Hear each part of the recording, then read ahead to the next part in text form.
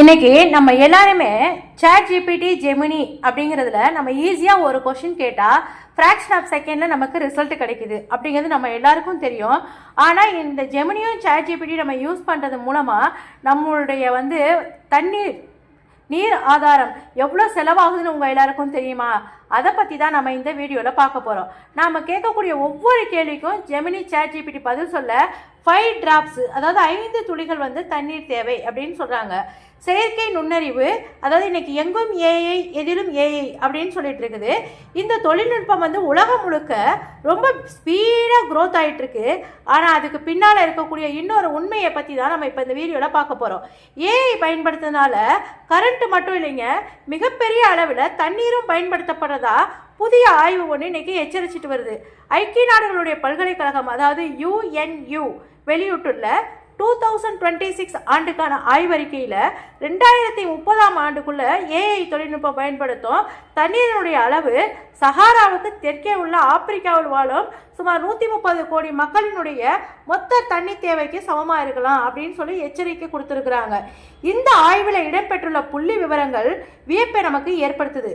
அதாவது chat GPT மாடலுக்கு பயிற்சி அளிக்கிறதுக்கு மட்டுமே சுமார் 100 கோடி லிட்டர் தண்ணீர் தேவைப்படுது அப்படின்றத இன்னைக்கு கணிச்சிருக்காங்க. அதாவது அதுக்கு முந்தைய சாட் ஜிபிடி 4 மாடலுக்கே 60 கோடி லிட்டர் தண்ணீர் பயன்படுத்திட்டு இருக்காங்க. ஆனால் இப்போ நம்ம எல்லாருமே யூஸ் பண்ணுறது என்ன தெரியுமா? 5 சாட் ஜிபிடி 5 அப்படிங்கிற ஆப்ஷனை யூஸ் பண்ணிட்டு இருக்கோம். அதுக்கு 100 கோடி லிட்டர் தண்ணீர் தேவை. இதை கொஞ்சம் கற்பனை பண்ணி பாருங்களேன். சுமார் 81,000 பேருடைய ஓராண்டு அடிப்படை குடிநீர் தேவையை இன்னைக்கு அது பூர்த்தி பண்ணி செஞ்சிடும். அதுவே 237 ஒலிம்பிக் அளவிலான நீச்சல் குளங்களையும் நிரப்பக்கூடிய அளவுக்கு இந்த தண்ணீரோட தேவைகள் சமம். ஏஐக்கு ஏன் தண்ணீர் தேவை? சாட் ஜிபிடி, ஜெமினி, க்ரோக்கு, டீப்சீக்கு, குவைன் போன்ற ஏஐ சேவைகள் எல்லாமே இன்னைக்கு மிகப்பெரிய டேட்டா சென்டர்களாக ஒர்க் பண்ணிட்டு இருக்கிறாங்க. இந்த மையங்களில் ஆயிரக்கணக்கான சக்தி வாய்ந்த கம்ப்யூட்டர்ஸ் யூஸ் பண்ணுறாங்க. அது தொடர்ந்து செயல்பட்டுட்டே இருக்கனால அளவுக்கு அதிகமான ஹீட்டை அது ப்ரொடியூஸ் பண்ணுது. அந்த வெப்பத்தை ஹீட்டை குறைக்கிறதுக்கு நமக்கு நிறைய தண்ணி தேவைப்படுது. அது மட்டும் இல்லை, இந்த டேட்டா சென்டர்களும் மின்சாரம் தயாரிக்கிறதுக்கு ஏஐ சிப்கள், கிராஃபிக்ஸ் ப்ராசஸ்கள், அதாவது CPU இது தயாரிக்கிறதுக்கும் நிறைய தண்ணி தேவைப்படுது. ஒரு கேள்வி கேட்டோம்னா நமக்கு எவ்வளோ தண்ணி செலவாகும் தெரியுமா? ஆய்வுகள் படி சாட் ஜிபிடியில் 10 முதல் 50 கேள்வி வரைக்கும் நீங்கள் கேட்டிங்கன்னா 500 மில்லி லிட்டர் தண்ணி தேவை. அதாவது 1/2 லிட்டர் பாட்டில் அளவுக்கு தண்ணீர் மறைமுகமாக பயன்படுத்தப்படுகிறது.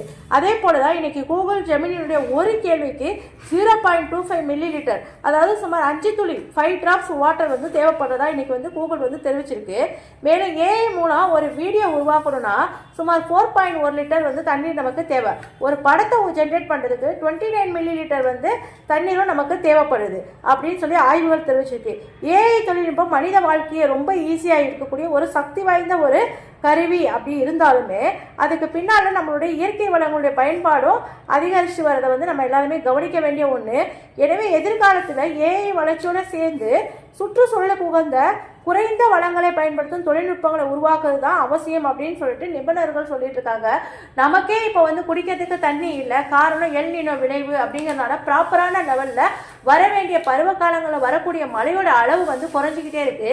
அப்படி மழையோட அளவு குறைஞ்சிட்டே இருக்கிறதுனால வெப்பம் பார்த்தீங்கன்னா மார்ச்லேருந்து மே மந்த் வரைக்கும் தான் ஹீட் ஜாஸ்தியாக இருக்கும். ஆனால் இப்போ ஆகஸ்ட் செப்டம்பர் வரைக்குமே வெயில் கொளுத்துது. சவுத் வெஸ்ட் மான்சூன் ஆகட்டும், நார்த் வெஸ்ட் மான்சூன் ஆகட்டும், எதுலையுமே நமக்கு ப்ராப்பரான இது கிடைக்கல. ஒன்று மழை பெஞ்சா அதிகமாக கொட்டி தீக்கு, இல்லைன்னா மழையே இல்லாமல் வெயில் போட்டு கொளுத்துது. நம்ம இப்போவே தண்ணிக்கு திண்டாடிட்டு இருக்கோம். நம்மளுடைய எதிர்காலத்தில் நம்மளுடைய சந்ததிகள் குழந்தைங்க என்ன மாதிரிலாம் தண்ணி இல்லாமல் அவஸ்தைப்படுவாங்க அப்படிங்கிறத கொஞ்சம் யோசிச்சு பாருங்க. நம்ம ஏஐ நம்மளுடைய வாழ்க்கைக்கு தேவைதான், ஆனால் அதே சமயத்தில் இவ்வளோ தண்ணி செலவு பண்ணி நம்ம அந்த பொருளை யூஸ் பண்ணணுமா அப்படிங்கிறத கொஞ்சம் சிந்திச்சு பாருங்க. இந்த வீடியோ பிடிச்சிருந்ததுன்னா லைக் பண்ணிட்டு நம்மளுடைய சேனலை சப்ஸ்கிரைப் பண்ணிடுங்க. அடுத்த வீடியோவில் இன்னொரு டாபிக் பார்க்கலாம். ஏஐக்கும் தண்ணிக்கும் என்னத்துக்குமா வித்தியாசம்? இங்கே ரெக்கார்டிங் ஆகிட்டு இருக்குது.